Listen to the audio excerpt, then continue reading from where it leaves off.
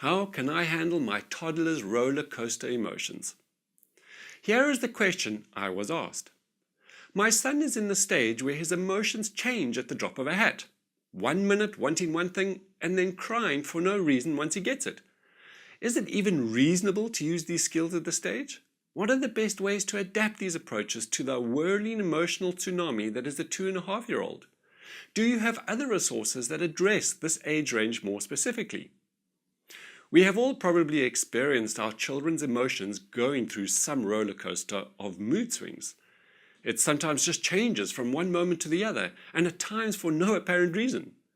If as adults we are expecting our children to manage their emotions intelligently at this young age, we are setting ourselves up for being frustrated and exhausted.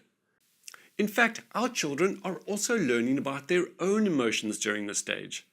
It can really help for a parent to see their role in supporting their children make meaning of these emotions, instead of blaming and accusing their children for having them. Here is a tip for dealing with some of those challenging situations. If there is behavior that you find really upsetting, instead of saying you're being bad, it can be really helpful to distinguish the difference between being bad and behaving badly. And I'm going to take it one step further. I prefer to see it as inappropriate behavior instead of bad behavior. So a more powerful and less accusational statement could be, "This is inappropriate behavior. What is needed now is for us to take a few breaths and then see what we need to do to take this forward, okay?"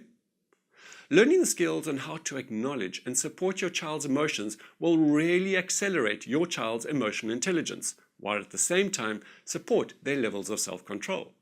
And it's really important to emphasize that when I mention self-control, I'm not saying that we need to deny or suppress our emotions.